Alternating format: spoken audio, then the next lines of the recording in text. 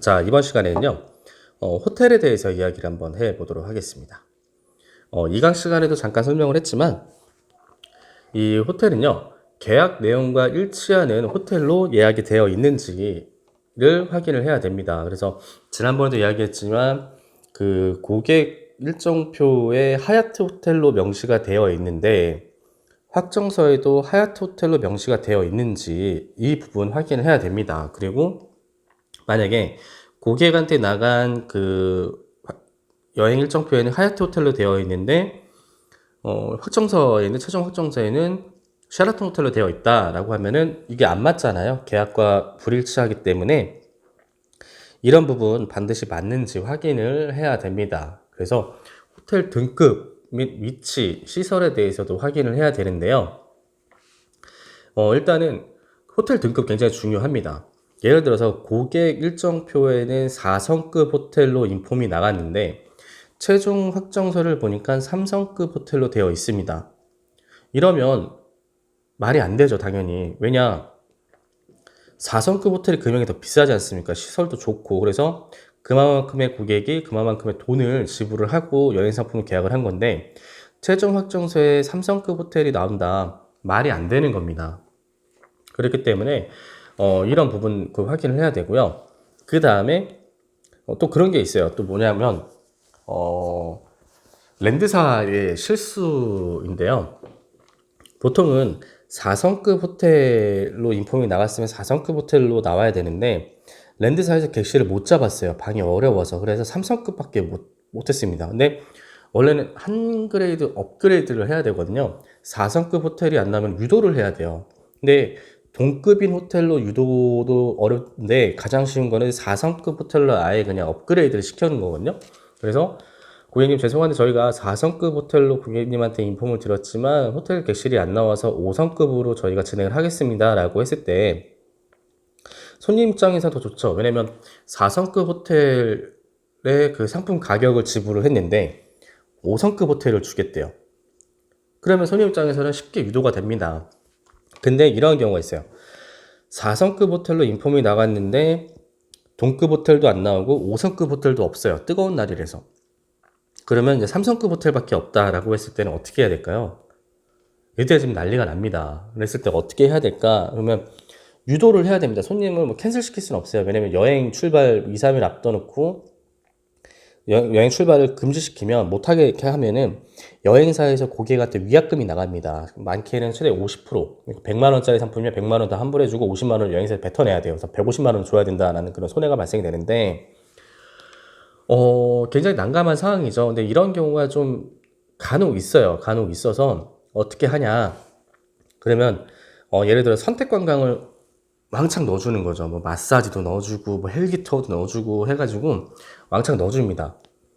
그러면 상식적으로 봤을 때 아니 3성급 그러니까 4성급 호텔 요금을 냈지만 결과적으로 선택 관광을 포함을 해주면요 5성급 호텔 상품 가격이랑 비슷해요. 왜냐면 선택 관광이 저렴한 건 아니니까.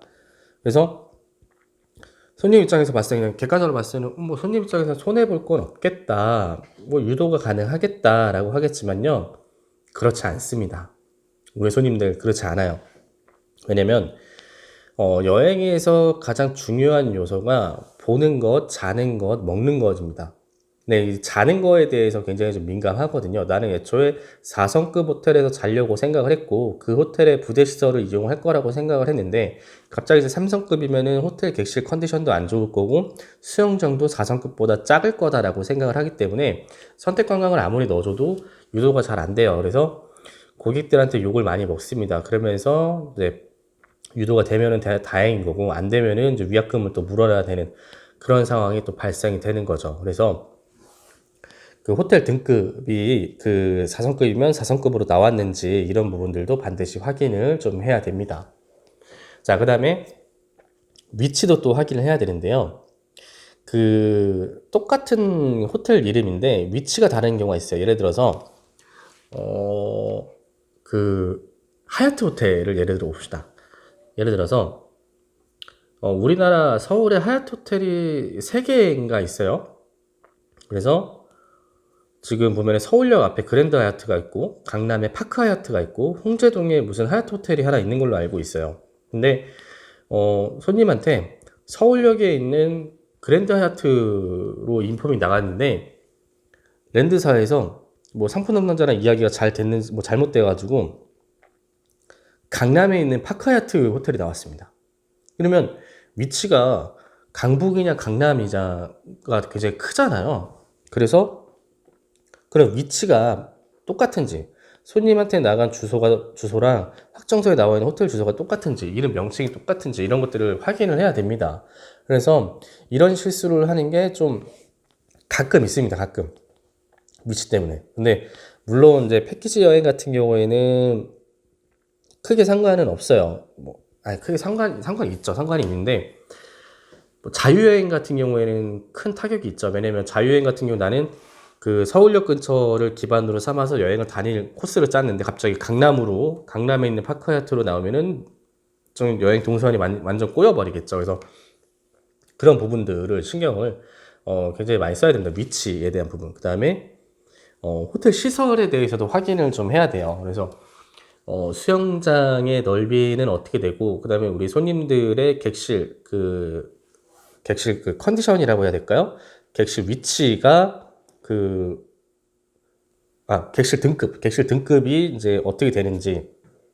그래서 그 객실 등급이 뭐 슈페리어냐, 뭐 디럭스냐, 뭐 이런 것들도 확인을 해야 돼요. 그래서 손님한테 나간 거는 하얏트 호텔의 슈페리어 룸이라고 찍혀 있는데, 확정서에는 디럭스 룸이라고 찍혀 있는데 확정서에는 하얏트 호텔 슈페리어 룸이라고 찍혀져 있다라고 하면은 이게 좀 문제의 소지가 될 수가 있습니다. 그래서 이 객실 등급이 뭐 스탠다드, 그 슈페리어, 디럭스 이렇게 추측이 있는데 이런 것들이 일치한지를 확인을 반드시 해야 됩니다. 그 다음에 수영장의 위치도 반드시 또 확인을 해야 되고요. 그래서 이러한 부분들을 종합적으로 호텔에 관련된 것들을 확인을 해야 됩니다. 근데 이거를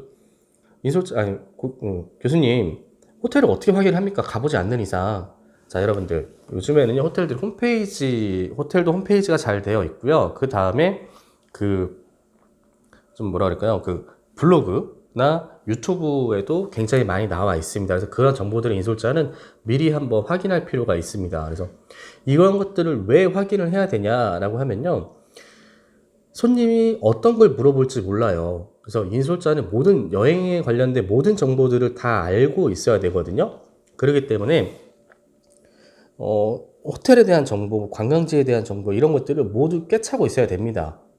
그래서 그 고객들이 질문을 했을 때 바로바로 답변을 해야 되죠. 그래서 만약에 답변을 못했다라고 하면은 손님 입장에서는 인솔자에 대한 신뢰도가 깨져버립니다. 왜냐하면 손님들은 인솔자를 믿고 같이 여행을 가는 건데, 인솔자가 아무것도 모르는 초짜라고 생각을 하고 아무런 지식이 없다라고 하면은 손님 입장에서는 이 인솔자를 믿고 내가 편안하게 여행을 갈 수 있을까?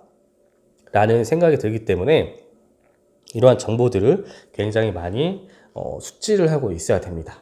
어쨌든 간에 기본 개념은 아시겠죠? 스탠다드 룸, 그 다음에 슈페리어 룸, 디럭스 룸, 그 다음에 패밀리 룸, 스위트 룸. 그래서 이런 기본적인 룸 타입에 대해서 인솔자는 기본적으로 알고 계시면 좋습니다. 그래서 우리가 그 최종 확정서에 나와 있는 호텔 이름과 호텔 주소, 그리고 그 룸 타입이 손님한테 나간 일정표의 호텔 이름과 주소, 룸 타입이 일치한지 이런 부분들 반드시 확인을 해야 된다. 그리고 또 한 가지 이야기를 해드리자면 싱글룸, 트윈룸 또는 더블룸, 뭐 트리플룸 등 객실 배정이 단체 구성에 맞게 되어 있는지 확인을 해야 됩니다. 예를 들어서 이런 경우가 있죠. 손님 3명, 손님 3명이 한 방 사용한다고 했을 때, 그럴 때는 엑스트라 베드가 하나 추가가 돼야 되거든요. 그런 상황들도 반드시 확인을 해야 돼요.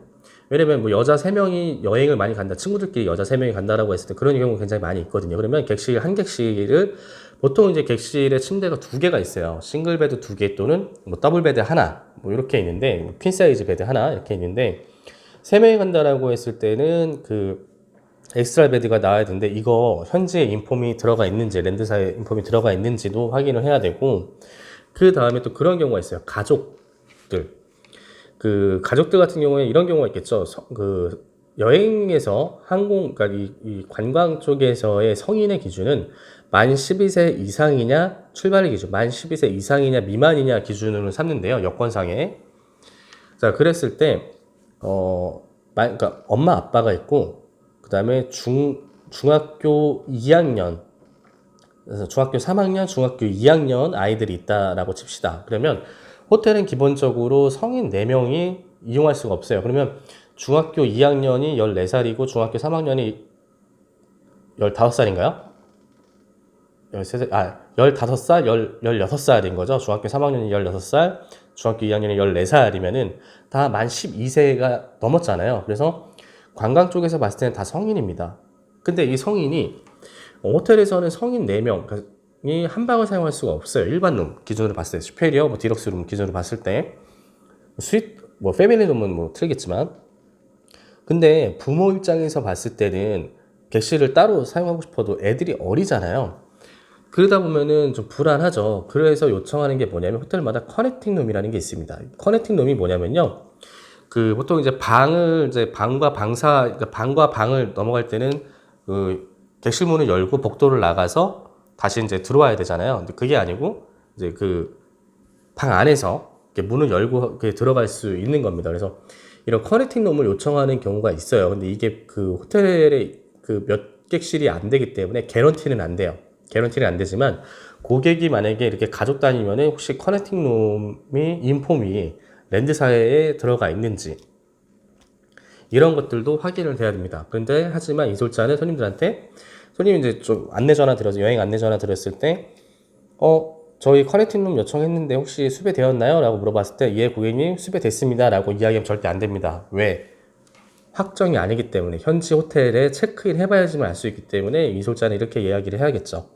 네, 고객님 일단은 현지 호텔에 인폼은 들어가 있는데요. 정보를 넣어놨는데 커넥팅 룸이 나올지 안 나올지는 현지에서 그 확인이 됩니다. 아직 확정된 건 없습니다. 라고 이렇게 인폼을 나가야겠죠. 그렇기 때문에 이런 호텔에 대해서도 그 커넥팅 룸 요청이 왔는지 뭐 객실 그 룸 타입이 어떻게 되는지 그 다음에 뭐 트리플 룸일 경우에는 엑스트라 베드 추가되는 게 인폼이 되어 있는지 이런 부분들도 확인을 해야 됩니다. 그래서 만약에 손님이 이렇게 뭐 트리플 룸을 쓴다라고 했을 때 이게 현지 갔는데 엑스트라 베드가 뭐 나오지 않거나 뭐 이런 경우도 또 확인해야 되고 또 그것도 있습니다.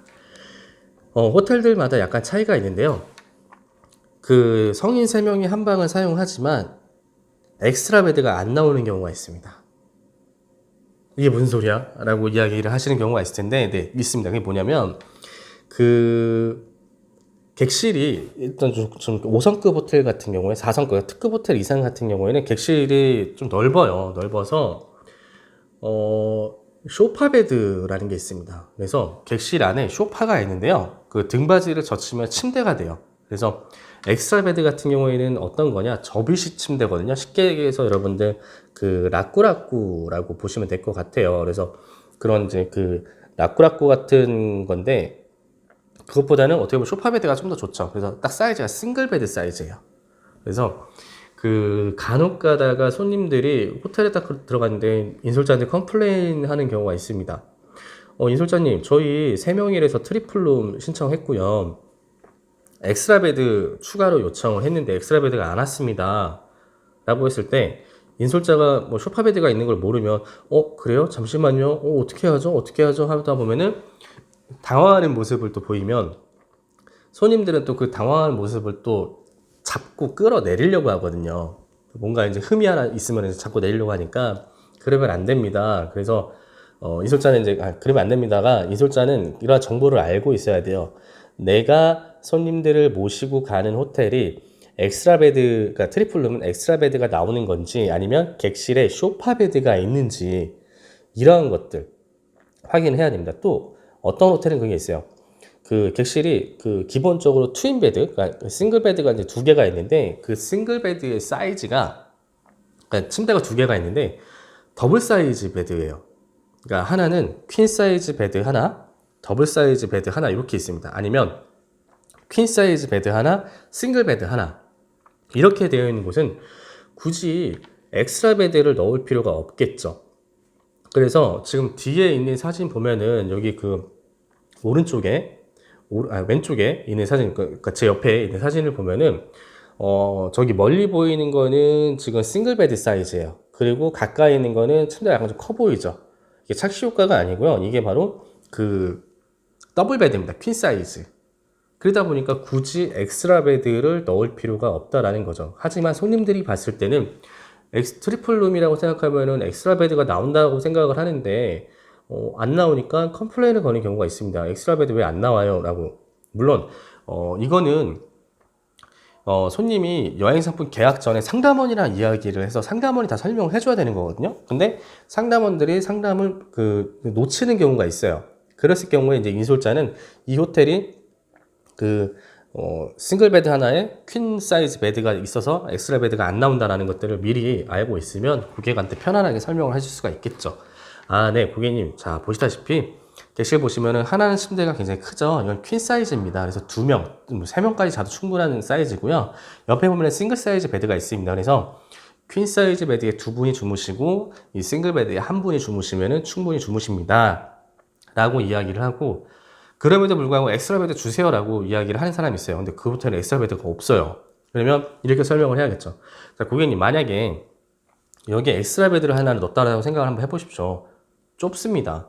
실질적으로 엑스트라 베드가 들어가면요, 굉장히 좁아요. 옆에 보면은 지금 저쪽 그 사진 보면은 가운데에다가 침대 가운데에다가 엑스트라 베드를 넣기에도 좀 애매하고, 그리고 저쪽에 있는 소파 쪽에도 공간이 좁습니다. 소파 하나만 물론 넣으면 넣을 수 있는데, 그리고 이제 발코니가 있잖아요. 근데 물론 엑스트라 베드를 억지로 넣으면 넣을 수는 있는데 이 사람 3명이 그 객실에서 엑스트라 베드가 있는 객실에서 돌아다니기에는 굉장히 좁습니다. 그래서 이러한 부분들도 설명을 해야겠죠. 고객님, 여기다 엑스트라 베드가 넣으면 고객님들께서 움직이시는데 굉장히 불편합니다. 근데 지금 있는 침대 사이즈도 굉장히 넓은 사이즈니까 편안하게 생활을 하시는 게 좋을 것 같습니다. 라고 이야기를 하는 게 좋겠죠. 그래서 인솔자는 호텔에 대한 공부도 굉장히 많이 해야 합니다.